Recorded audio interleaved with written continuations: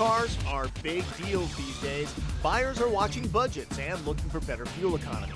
Some good news, they're more than just basic transportation now. They can be loaded up with luxury touches. The all-new 2012 Focus is a prime example. It bristles with tech and speaks with a German accent. The Focus name known throughout the world, but in recent years, the version sold in America has been quite different from the one sold in Europe. That all changes now, and if you listen very closely, yes, the sound of enthusiasts cheering. Okay, that's enough. The new U.S. Focus is about as close to the Euro car as it can be, considering safety regulations and our engine preferences. To refresh your memory, here's the outgoing model. It was built on an older architecture to keep it affordable. At the time, the business conditions were such that we thought we could give the customer what they were looking for. Our new model is we are having a much bigger effort as a company to become a global company. And what we really want to do to maximize our efficiencies and our economic scale is to have global platforms. The very useful 5-door hatchback model is back after being gone for years. Of course, the 4-door sedan is still around. At the press event in Los Angeles, I'm driving this top-of-the-line titanium model.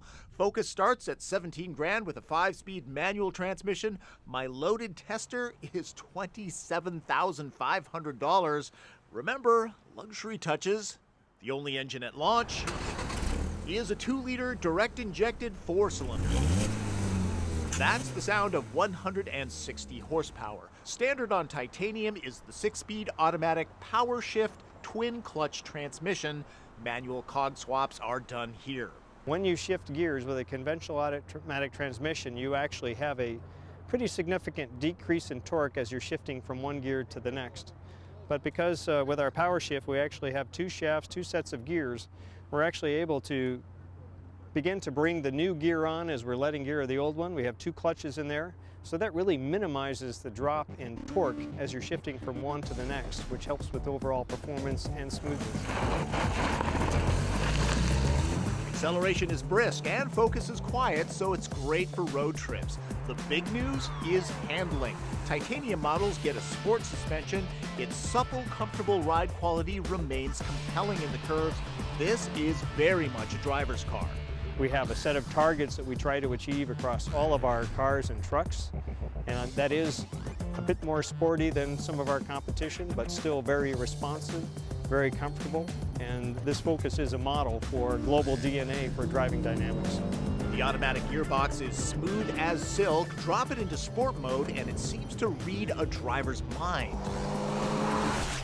While aggressive pilots might find that it doesn't always downshift quickly when the throttle is floored, it has an uncanny knack of knowing which gear it needs to be in. It does not have blink of an eye shifts like Volkswagen's DSG, but overall, it's nicely done. A torque vectoring system is standard on all Focus models. In cornering, it uses the brake system to reduce power on understeer and power off control. It's not detectable, it just makes you feel like a better driver than you are. EPA fuel economy hasn't been released yet. Expect high 20s in the city, close to 40 on the highway. Focus moves upscale in every way, especially inside. Features reserved exclusively for luxury cars 5 years ago are available here, including an automatic parallel parking system. Ford's Sync system allows you to integrate phones and music players, plus so much more. My Ford Touch is a color-coded attempt to make the user interface easier. It's sort of like a touch-based Audi MMI interface. Basically, select the color-coded quadrant of the element you want to control: entertainment, climate, navigation, or phone, and it comes up in more detail. Often simple and intuitive, I find the screen can sometimes use better touch response. The premium Sony sound system has satellite and HD radio tuners. Your passenger may not agree with your music taste, but at least there's dual-zone climate control. The back seat is an easy place for a manufacturer to cut corners. Focus doesn't do that. Armrest, check. Power port, present and accounted for. Both seats get map pockets, and there's not only storage in the door, but here as well. Nice little cubby.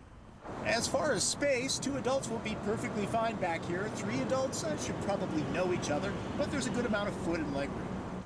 The 5-door is like a small crossover and has much more trunk room than the sedan, though the shoebox-sized subwoofer is a price to pay for awesome bass. As expected, this space grows to become a large, handy cargo hold, very roomy. There is a third version of the Focus, a wagon. However, for the time being, it will not be making the trip across the pond. Coming towards the end of 2011 is an electric Focus. For those of us who missed the old SVT, early 2012 should bring the high-performance ST. We're getting a high-performance model, yes. Next year we're going to be bringing out our Focus ST, which should be producing around 250 horsepower and very much about high-performance driving. You can buy a well-equipped mid-size sedan for the price of this titanium model. As gas prices head higher, Ford believes that Americans will buy fancy options on smaller cars to remind them of the big one they traded in. No longer basic transportation, the 2012 Focus will please the masses and those who love to drive. As I said, I'm at an event and have to balance shooting footage and evaluating the car. I didn't get to drive the 5-speed manual or test the self-parking feature, kind of like the one pioneered on the Lexus LS. I do find that the Ford system is easier to use, though, frankly. Ford is not the only manufacturer going the premium route in this segment. Chevy Cruze can be outfitted with all sorts of luxury touches and is very quiet and comfortable. The Hyundai Elantra gets heated rear seats as an option. Buyers have never really had the option of a smaller, well-equipped car before. Now they do. We really started to change that with the introduction of the new Fiesta. So that is our smallest car.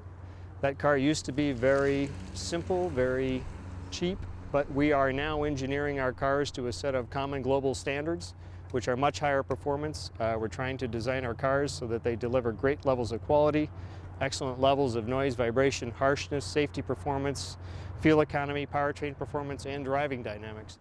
I'll leave on this. Check out the way they hid the fuel filler door, and there's no cap to unscrew. Yes, I'm just that lazy. So that's my preview of the new 2012 Focus. I hope to get a press car in the next few months and do a more complete evaluation, including the crazy TP test. No emails, please. I can't do it when I'm on the road, okay? For the time being, that's Driven. I'm Tom Voelk.